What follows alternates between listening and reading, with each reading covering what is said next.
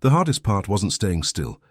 It was staying silent when they walked past, when their boots crunched in the snow inches from my face, when they spoke German above me, laughing, smoking, going through the pockets of my dead friends. I had to lie there, not breathe, not move, not even blink when the snow fell into my open eyes.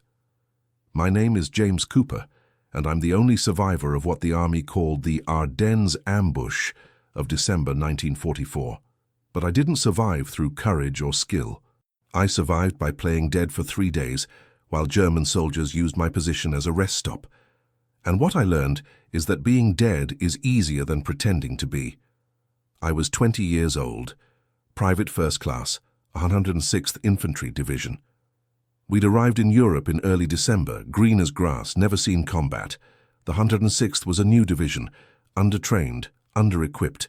They sent us to a quiet sector of the Ardennes forest. The Ghost Front, they called it. Nothing ever happened there. It was where they sent units to rest, to get acclimated. We thought we were lucky. December 16th, 1944. That's when everything went to hell. The Germans launched their winter offensive, what would later be called the Battle of the Bulge. But we didn't know that. All we knew was that at 5:30 a.m. the forest exploded. Artillery. Thousands of shells. The tree line erupted in fire and smoke and splintering wood. We were in our foxholes, barely awake, and suddenly the world was ending. The barrage lasted 90 minutes, felt like days. Trees were falling, the ground was shaking, men were screaming. I stayed in my foxhole, curled up as tight as I could, praying each shell wouldn't be the one with my name on it. My buddy Jackson was in the hole next to me. I could hear him crying, calling for his mother, just a kid from Iowa who'd never hurt anyone. The artillery killed him, direct hit on his position. 1 second I heard him crying, the next just silence and smoke. When the artillery stopped, we thought it was over. We were wrong. That's when the infantry came. German soldiers, thousands of them, emerging from the forest like ghosts. They'd infiltrated during the night, surrounded us, cut us off from the rest of the division. We were a company of 140 men, isolated, facing an entire German regiment. Our captain ordered us to fall back, fighting retreat to the rally point 2 miles south. But the Germans were everywhere. We couldn't retreat, couldn't advance, couldn't do anything but die. We fought from our positions, fired until our ammunition ran low, called for support that never came. The radio was dead. The lines were cut. We were on our own. I saw Captain Morrison get hit. Machine gun burst across his chest. He went down hard. Sergeant Peters took command, told us to break into small groups, try to infiltrate back to American lines. Every man for himself. It was chaos. Organized retreat had become panicked flight. Men were running in every direction, being cut down by German fire, surrendering, dying in the snow. My group was 8 men. We moved through the forest, trying to stay quiet, trying to stay hidden. But the Germans were everywhere. We'd hide behind trees while patrols passed, hold our breath while they searched the area. We made it maybe half a mile before they found us. The ambush came from 3 sides. We never had a chance. Machine gun fire, rifles. We scattered, tried to return fire. But there were too many of them. I saw Miller go down, then Rodriguez, then Henderson. Bodies falling in the snow, blood spreading across white ground. I fired my rifle until it was empty. Then I ran. I made it maybe 50 yards before something hit me. Not a bullet. A piece of shrapnel from a grenade. Caught me in the left shoulder. Spun me around. I fell face first into the snow. Couldn't get up. Couldn't move my left arm. Blood was soaking through my uniform. Warm against the cold. I heard boots approaching, German voices. They were clearing the area, checking bodies, finishing the wounded. I had maybe seconds to decide. Try to surrender, try to fight, or play dead. I chose dead. Went completely limp. Pressed my face into the snow, stopped breathing, became a corpse. Boots stopped next to me. Someone kicked my leg. Hard. Testing if I'd react. I didn't. Stayed completely still. Dead weight. They rolled me over. I kept my eyes half open, unfocused, staring at nothing. One of them said something in German, laughed, moved on to the next body. I heard a shot. Then another. They were executing the wounded, making sure, but they'd decided I was already dead. They left me there. I waited, stayed frozen in that position, face up now, snow falling on me, into my open eyes. I couldn't blink, couldn't move, couldn't risk it. German soldiers were still in the area. I could hear them, moving through the trees, talking, laughing. The sounds of battle had moved on, south, following the American retreat. But the Germans had left troops behind, to secure the area, to search for survivors. Hours passed. The cold was incredible. Worse than anything I'd experienced. I was lying in snow, not moving, bleeding from my shoulder. Hypothermia was setting in. I could feel it. The shivering that gradually stopped, the drowsiness, the temptation to just close my eyes and sleep. But I couldn't. Sleep meant death. Real death.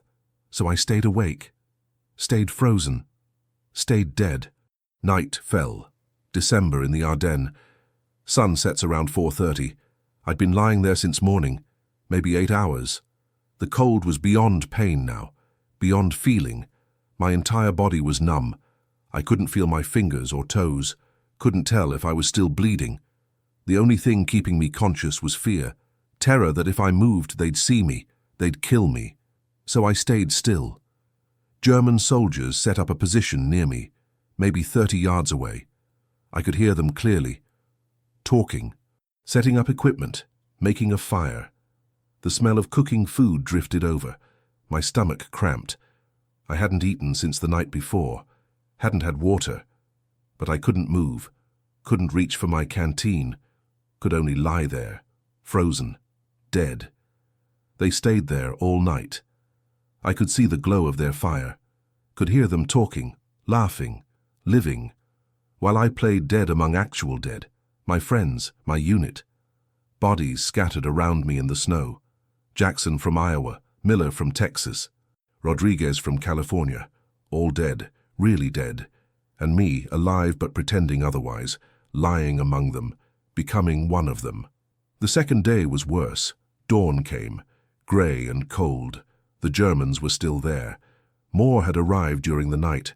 They were using this area as a staging point, troops moving through, resting, regrouping, and I was lying in the middle of it, surrounded by enemy soldiers, unable to move. They walked past me constantly, boots in the snow, sometimes stepping over bodies, sometimes stepping on them. One soldier sat on a log next to me to eat, close enough to touch. He was young, maybe my age, eating bread and cheese, drinking from a canteen. I watched him through half-open eyes, watched him finish his meal, watched him stand up and walk away, never knowing I was alive. The pain from my shoulder had dulled. That was bad. Meant infection, probably. Or maybe I was just too cold to feel it anymore. I couldn't tell. My body was shutting down, systems prioritizing, keeping vital organs working, sacrificing everything else. I tried to wiggle my toes, couldn't feel them, tried to move my fingers.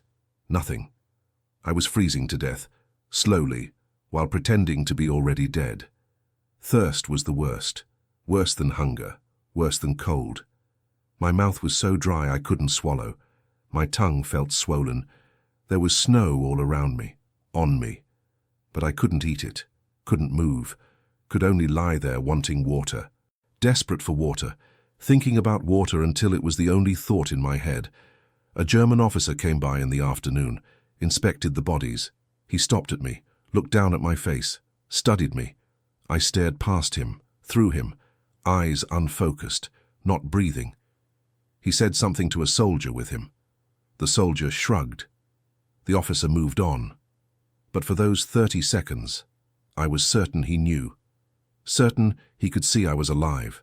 Certain he'd pull his pistol and finish me. But he didn't. He walked away, and I stayed dead. Night 2 was the longest of my life. The cold was killing me. I knew it. Could feel my body giving up. My heart was slowing. My breathing was shallow. I was dying. Really dying this time. And the irony wasn't lost on me. I'd survived by pretending to be dead. Now I was becoming what I'd pretended to be. I started hallucinating around midnight. Saw my mother.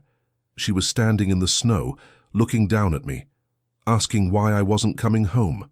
I tried to answer but couldn't speak, couldn't move, just watched her fade away. Then I saw Jackson. He was sitting next to me, told me I should just give up. Join him. It was easier on this side. No pain, no cold, just peace. I almost listened, almost let go, but something kept me there. Stubborn, stupid, clinging to life when life was barely worth having. Dawn of the third day. I didn't think I'd make it this far. Didn't think I could survive another night in the snow. But I had, somehow. My body had refused to quit. The German activity had decreased. Fewer soldiers moving through. The battle had moved on. They were packing up, leaving. I could hear them, gathering equipment, preparing to move out. By noon, they were gone. The forest was quiet, just wind and snow and silence. I waited, made sure, stayed frozen for another hour. Then I tried to move. Couldn't. My body wouldn't respond. I was literally frozen, stuck to the ground, covered in ice and snow. I tried again. Managed to move one finger, then another. Gradually, painfully, bringing my body back to life. It took me 2 hours to sit up. My muscles wouldn't work. Everything was stiff, frozen. I looked around, bodies everywhere. My entire unit, dead, really dead, and me, alive. Barely, but alive. I tried to stand, fell immediately, tried again, fell again. My legs wouldn't hold me. Frostbite, probably. Severe. But I had to move, had to get away from here before the Germans came back. I crawled, through the snow, dragging myself, heading south, toward where American lines should be, inches at a time, resting, crawling, resting.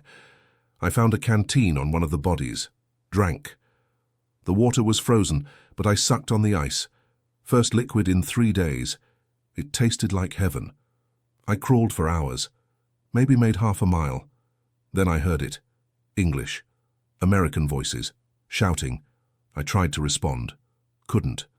My voice was gone. Throat too damaged from cold. So I just kept crawling toward the sound. Kept moving until hands grabbed me. American soldiers, medics, asking questions I couldn't answer, checking my wounds, wrapping me in blankets, telling me I was safe. I'd made it. I woke up in a field hospital 4 days later. Severe frostbite. Lost 7 toes, 3 fingers. My left shoulder was infected. They'd had to cut out the shrapnel and drain the wound. Hypothermia had done permanent damage to my cardiovascular system. I'd never be warm again. Not really. But I was alive. The only one from my unit. The only survivor of the Ardennes Ambush. They asked me what happened, how I survived. I told them. Played dead for 3 days. Lay in the snow while Germans walked over me. Froze slowly while pretending to be already frozen. They looked at me like I was crazy. Maybe I was, maybe am. But it worked. I survived. The Battle of the Bulge continued for another month. The Germans were pushed back. The offensive failed.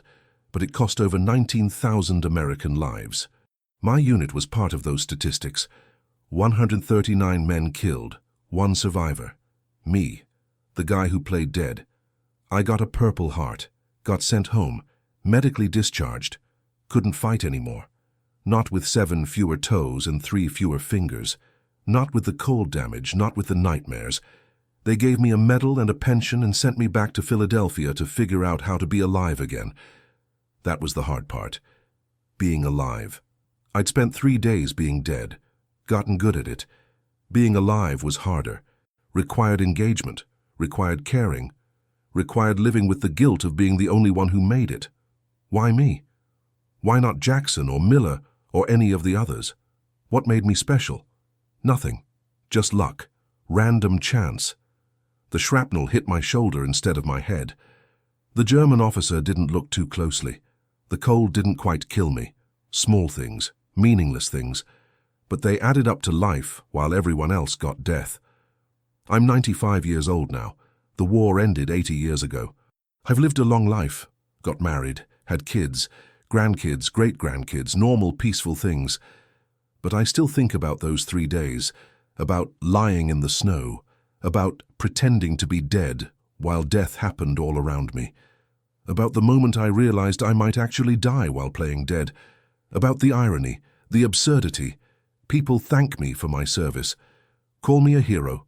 I'm not a hero. Heroes fight. Heroes act.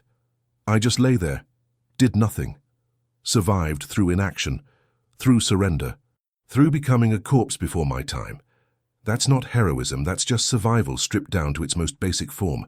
Stop moving, stop being, become nothing so death passes you by. But maybe that's enough. Maybe survival doesn't have to be heroic. Maybe sometimes it's enough to just endure, to outlast, to stay quiet and still while the world tries to kill you, to let death think it's already won so it moves on to easier prey. Maybe that's its own kind of courage, the courage to do nothing, to be nothing, to accept total helplessness and somehow come through the other side. I pretended to be dead for 3 days, learned what it feels like to surrender to death without actually dying, learned the difference between being dead and playing dead, learned that sometimes survival means giving up everything except the smallest, most stubborn will to keep breathing. Just one more breath, then another, until the danger passes and you can move again, can be alive again. That's my story. That's what happened to the only survivor of the Ardennes ambush. I played dead among the dead and somehow lived. And I've spent the last 80 years trying to figure out what that means. Why I got to live when better men didn't. What I owe to their memory. How to honor their sacrifice. I don't have good answers, just the knowledge that I'm still here. Still breathing. Still taking those breaths. And maybe that's enough. Maybe being alive, really alive, fully engaged with life despite the guilt and the nightmares and the questions, maybe that's how you honor the dead. By living well. By appreciating every moment they didn't get. By never taking for granted the gift of warmth and food and family and peace. I pretended to be dead, but I'm alive, and I'm grateful. Every single day, for every breath, for every moment, for the chance to be here when so many aren't. That's what 3 days of playing dead taught me. Life is precious. Life is fragile. Life is worth fighting for, even if sometimes fighting means lying perfectly still and letting the world think you're already gone.